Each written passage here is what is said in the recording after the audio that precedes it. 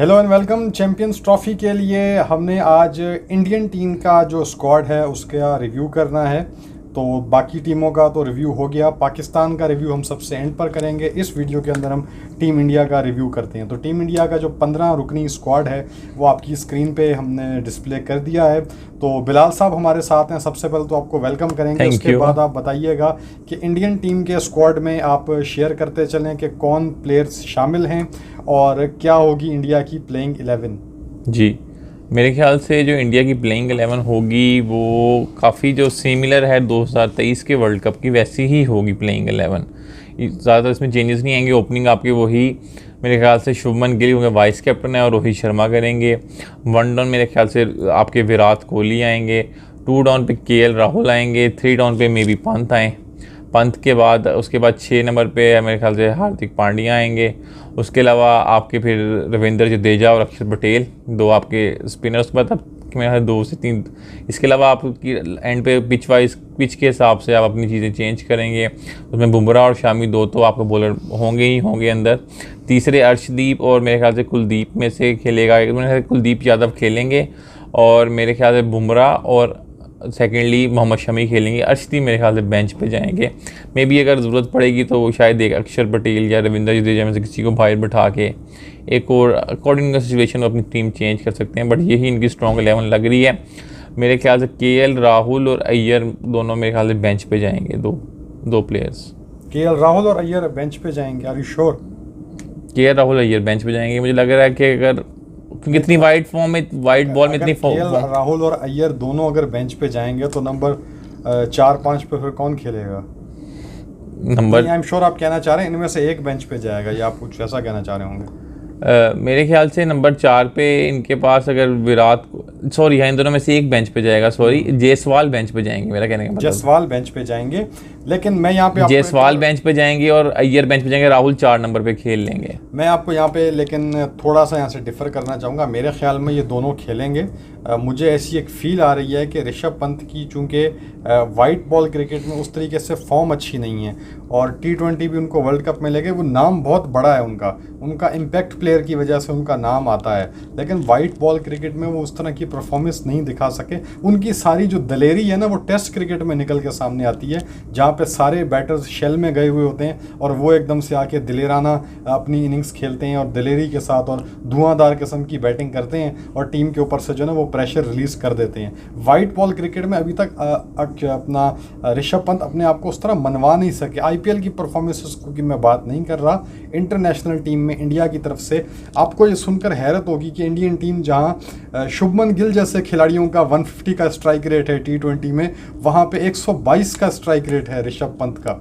तो ये तो बाबर और रिजवान से भी कम है। आईपीएल में किसी का शायद इस तरफ ध्यान नहीं गया, वरना अगर आईपीएल में किसी का ध्यान इस तरफ चला जाता तो ऋषभ पंत आईपीएल के महंगे तरीन खिलाड़ी साबित ना हो सकते। एनीवेज, लेकिन थोड़ा इशू मैं आपको सम अप ये करूंगा कि केएल राहुल से कीपिंग करवाई जाएगी। उनकी बैटिंग फॉर्म भी अच्छी चल रही है और प्लस श्रेयस अय्यर अभी उनके डोमेस्टिक सर्किट में शानदार परफॉर्मेंस का मुजाहरा कर रहे हैं। तो मुझे लगता है कि 4 और 5 पे श्रेयस और केएल राहुल खेलेंगे। वर्ल्ड कप की टीम हो गई फिर तो प्रॉपर वही टीम हो गई टॉप 5। वर्ल्ड कप की टीम हो गई। बस उसमें से आपको सूर्या कुमार यादव को निकालना पड़ेगा, उसकी जगह आप अक्षर पटेल को ले सकते हैं। और मैं जहाँ पे कंफ्यूज हूँ वो ये हूँ कि इन्होंने नंबर 7-8 के ऊपर अक्षर पटेल और रविंद्र जडेजा के साथ जाएंगे। मैं चाहता हूँ कि ये वॉशिंगटन सुंदर को बीच में ट्राई करें, लेकिन अब क्या कह सकते हैं। अक्षर पटेल T20 के वाइस कैप्टन हैं, उनको भी बाहर करना मुश्किल होगा ओडीआई साइड। आप ये देखें अर्शदीप की जगह भी नहीं बन रही अगर इस तरह। अर्शदीप सिंह को तो इन्होंने लिया हुआ है बुमराह के बैकअप के तौर पर। अगर बुमराह नहीं खेलेंगे तो अर्शदीप खेलेंगे, अगर बुमराह खेलेंगे तो बुमराह शामी होंगे, बुमराह और शामी नहीं होंगे तो अर्शदीप और शामी खेलेंगे। तीसरा पेसर जो है ये जाएंगे हार्दिक पांड्या के साथ। तो इनका जो इंडिया की जो टीम है ना, मैं समझता हूँ ये बेस्ट टीम है, बेहतरीन टीम है। कॉम्बिनेशन बड़े अच्छे बने हुए हैं। इसमें आप ऋषभ पंत को खिलाएं या ना खिलाएं, जायसवाल को खिलाएं या ना खिलाएं, इनकी टीम पे कोई फ़र्क नहीं पड़ता। आप ऊपर से नीचे तक अगर आप देखेंगे, शर्मा और गिल आपको ओपनिंग स्टार्ट देंगे, ठीक है, शर्मा आउट ऑफ टच हैं पर गिल तो वनडे में बहुत अच्छे प्लेयर हैं। नंबर 3 पे विराट कोहली, वो किसी भी टाइम फॉर्म पकड़ सकते हैं, उन पे हमेशा एक ट्रस्ट बना रहता है। आप उनसे नहीं कर सकते कि वो हमेशा आपको उन पे भरोसा रहेगा। 4 पे फिर 5 पे आपको अय्यर और केएल राहुल आ जाएं, 6 पे हार्दिक पांड्या बड़ी अच्छी फॉर्म में है, फिर रविंद्र जडेजा और अक्षर पटेल के साथ जाएंगे। मैं चाहता हूँ सुंदर को ये ऐड करें। उसके बाद फिर वो जो बॉलर्स हमने बता दिए, फिर कुलदीप यादव भी आ गए। ये स्पिनर के तौर पे तो 3 पेसर, 3 स्पिनर, बैट्समैन सारे तगड़े, ऑलराउंडर इनके पास 3 ऑलराउंडर हैं जिनके साथ ये जाएंगे, तो बहुत ये बड़ी चीज़ है। पाकिस्तान को जिस चीज़ का डिसएडवांटेज है कि कोई ऑलराउंडर नहीं है, जबकि इंडिया के पास ऑलराउंडर्स की भरमार है। बिल्कुल ऐसी है। अभी तो कई ऐसे भी ऑलराउंडर हैं जिन्होंने अभी तक टीम स्क्वाड में जगह नहीं बनाई। इसमें नीतीश कुमार रेड्डी का नाम भी आपके सामने आएगा, तो और भी बड़े प्लेयर्स हैं इस तरह आपको नज़र आएंगे। बट मेरे ख्याल से पंत की जहाँ तक बात की जाए, मेरे ख्याल से इम्पैक्ट प्लेयर है, कहीं ना कहीं इंडिया उसको यूज़ करेगी किसी ना किसी मैच में, या शायद स्टार्ट भी ले ले। मे बी अय्यर को ना, क्योंकि अय्यर भी काफ़ी देर से इंडिया के लिए नहीं खेल रहे हैं, आप ये बात को भी ज़हन में रखें। ना वो T20 में आपको नज़र आ रहे हैं, ना आपको वो टेस्ट में नज़र आ रहे हैं, सिर्फ वनडे ही खेले हैं। वनडे डोमेस्टिक वनडे खेल रहे हैं, वो तो वो खेल रहे हैं, डोमेस्टिक तो वो खेल रहे हैं। लेकिन मेरे ख्याल से कहीं ना कहीं अक्षर पटेल की तो मैं बात कर ही रहा हूँ। अगर आपने जो सुंदर की बात की है, वो अगर रिप्लेस हुए तो अक्षर पटेल के साथ रिप्लेस होंगे, और अगर पंत रिप्लेस हुए तो वो अय्यर के साथ होंगे। मेरे ख्याल से राहुल की जगह कोई ख़तरा नहीं है। जी, मैं ये कहना चाहूँगा कि इंडिया ऑलरेडी इस चैंपियन ट्रॉफी के अंदर जो है ना 2 प्लेयर रेपुटेशन के बेस पे जा रहा है, रोहित शर्मा और विराट कोहली। तो मेरा नहीं ख्याल है कि वो यहाँ पे तीसरा प्लेयर ऋषभ पंत की रेपुटेशन के ऊपर जाना चाहेंगे। आई थिंक कि वो ऋषभ के मामले में शायद उतना इस तरह तो वो काफ़ी प्लेयर्स पे रेपुटेशन में जा रहा है। रविंद्र जडेजा भी कहीं ना कहीं रेपुटेशन भी जा रहे हैं, अब ये भी आप कह सकते हैं उस तरह। तो हाँ, रविंद्र जडेजा भी आप कह सकते हैं, लेकिन जडेजा को बहरहाल अब इनको एक ऑलराउंडर तो चाहिए। इंडिया ने हमेशा से, ये पिछले काफ़ी अरसे से आप देखो तो इंडिया टीम ने हमेशा ये कोशिश की है कि अपनी टीम के अंदर ज़्यादा से ज़्यादा ऑलराउंडर हों, क्वालिटी ऑलराउंडर को। वो जो इनका डुओ था वो तो टूट गया ना, अश्विन तो रिटायर हो गए, अब ये अकेले ही बचे हैं। रिटायर हो गए, लेकिन अब ये बचे हैं, अब ये परफॉर्म करेंगे। ये 2017 की चैंपियंस ट्रॉफी में भी ये दोनों खिलाड़ी ऑलराउंडर थे, हार्दिक पांड्या और रविंद्र जडेजा।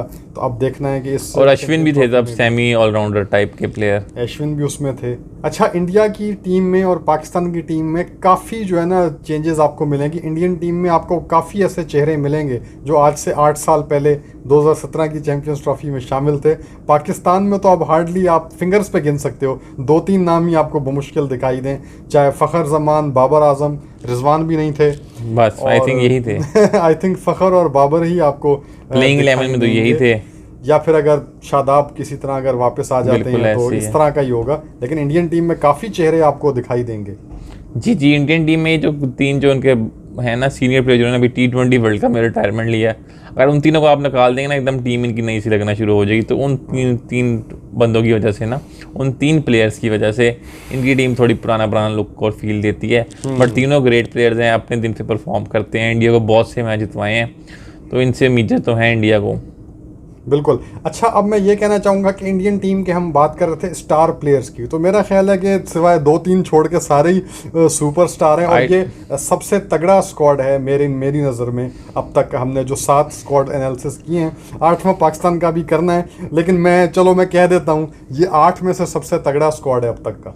बिल्कुल ऐसी है, क्योंकि इसमें वीकनेसेस बहुत कम है, हर एरिया को बड़े अच्छे तरीके से कवर किया गया है, रिप्लेसमेंट्स मौजूद हैं हर प्लेयर की, अगर एक नहीं है तो उसकी बैकअप में कोई ना कोई बंदा बैठा हुआ है। तो एक मेरे ख्याल से काफ़ी स्ट्रॉन्ग स्क्वाड है। इंडिया अगर हारता भी है तो शायद अपनी गलतियों की वजह से हारेगा, मतलब कि ऑन द डे या दूसरी टीम बहुत अच्छा परफॉर्म कर गई, या खुद भी अपनी कई दफ़ा गलतियों से हार जाते हैं, तो मे बी है इस वजह से आ रहे। ऑन पेपर तो काफ़ी स्ट्रॉन्ग है, ऑन पेपर ये बैलेंस स्क्वाड है, परफेक्ट स्क्वाड है, नियर परफेक्ट जिसको कहें स्क्वाड है। इस टीम के अंदर पेसर हैं, स्पिनर हैं, मिडल ऑर्डर तगड़ा है, लेके चलने वाले प्लेयर हैं, मारने वाले प्लेयर हैं, और ये सारे खिलाड़ी फील्डर्स भी बहुत अच्छे हैं।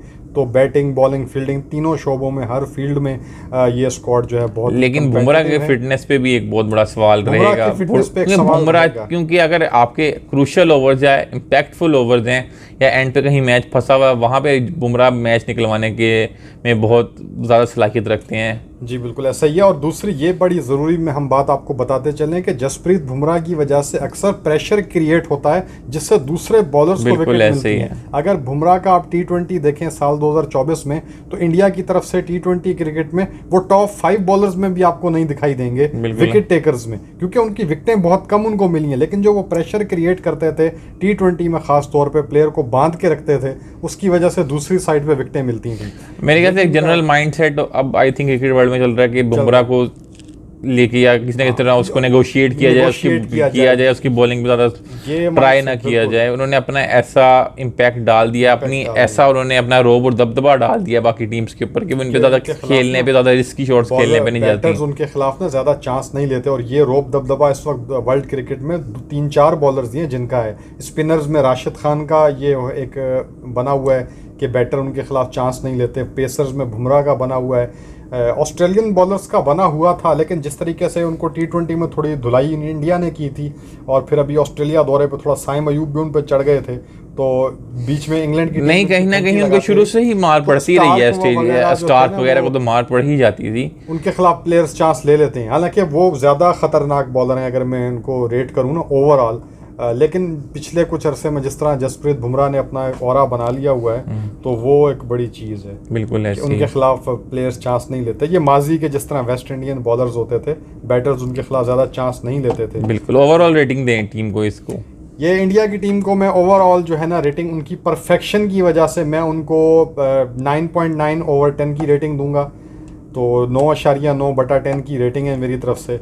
और मेरी तरफ से ये सबसे मजबूत स्क्वाड है। हालांकि पाकिस्तान का भी स्क्वाड नहीं आया, लेकिन मैं न्यूट्रल बात करते हुए यहाँ पे कहूँगा कि ये अब तक का सबसे तगड़ा स्क्वाड है, क्योंकि पाकिस्तान का स्क्वाड हमें पता है कि क्या आएगा, वही 25-30 लड़के हैं, उनमें से ही आ सकता है। अब जाहिर बात है वसीम वकार तो नहीं आ सकते उस स्क्वाड में, तो पाकिस्तान का जो मर्जी स्क्वाड आ जाए, मैं समझता हूँ कि इससे तगड़ा स्क्वाड तगड़ा है, इससे तगड़ा नहीं हो सकता। ऑस्ट्रेलिया का स्क्वाड हमने देखा, इंग्लैंड का देखा, हमने सारी टीमों का स्क्वाड देखा, यही सबसे तगड़ा स्क्वाड है। और इस स्क्वाड को हराने के लिए आपको अपना बेस्ट गेम प्रेजेंट करना होगा। बिल्कुल। ऐसे मेरी रेटिंग इंडिया के लिए 9.8 है, विद बुमराह, विदाउट बुमराह 9.3 है। जो 0.2 काट रहा हूँ मैं, वैसे स्पाइक के काट रहा हूँ, और कोई मसला नहीं है। सही हो गया। चलें जी, आप कमेंट सेक्शन में बताइए आपकी क्या राय है, और टीम इंडिया के लिए आप कहाँ तक देखना चाहते हैं। हमारे ख्याल में टीम इंडिया, मेरा ज़ाती राय ये है कि अगर सेमीफाइनल में नहीं पहुँचेगी तो मुझे बहुत हैरत होगी, मुझे शौक लगेगा, मुझे बहुत ही यानी कि अफसोस लगेगा, मुझे बहुत अजीब फील होगा कि इतनी मजबूत टीम आगे क्यों। लेकिन आपको मैं ये भी पता चलूँ कि इसमें मार्जिन ऑफ एरर बहुत कम है। अगर किसी ना किसी तरह पाकिस्तान न्यूजीलैंड 2 मैच ही हैं, अगर आप हार जाते हो एक मैच ज़रा बुरे तरीके से, फिर आपको दूसरा चाहे आप अचीव और 100 से आपको रिकवर करने के लिए आपको मुश्किल हो सकती है। जी बिल्कुल। तो रिस्क नहीं ले सकते, मार्जिन ऑफ एरर बहुत कम है चैंपियंस ट्रॉफी के अंदर। ऐसे ही है, बिल्कुल आप सही कह रहे हैं। तो आप कमेंट सेक्शन में बताइए आपकी क्या राय है, और बताइए आप टीम इंडिया को कहाँ रेट करते हैं और कितने नंबर देना चाहेंगे आप, कैसे जो भी रखते हैं कमेंट सेक्शन में ज़रूर बताइएगा। और हमारे चैनल को सब्सक्राइब लाजमी कीजिएगा। चैंपियंस ट्रॉफी के दौरान हम इंशाल्लाह हर मैच में आपके साथ जुड़े रहेंगे। 15 मैचेस हैं और पूरी कोशिश है कि 15 के 15 मैच इंशाल्लाह हम लाइव करेंगे और सारी अपडेट आपको देंगे। और चैंपियंस ट्रॉफी की हम जैसे जैसे दिन नज़दीक आएंगे तो चैंपियंस ट्रॉफी की हिस्ट्री के मुतालिक भी बात करेंगे, मुख्तलिफ वीडियोस बनाएंगे। चैंपियंस ट्रॉफी में टॉप परफॉर्मर्स कौन हैं, विकेटें किसकी ज़्यादा हैं, रन्स किसके ज़्यादा हैं, ये सारी चीज़ें हम डिस्कस करेंगे। तो अब हमें इजाज़त दीजिए। Thank you so much. खुदा हाफ़िज़। अल्लाह हाफिज़।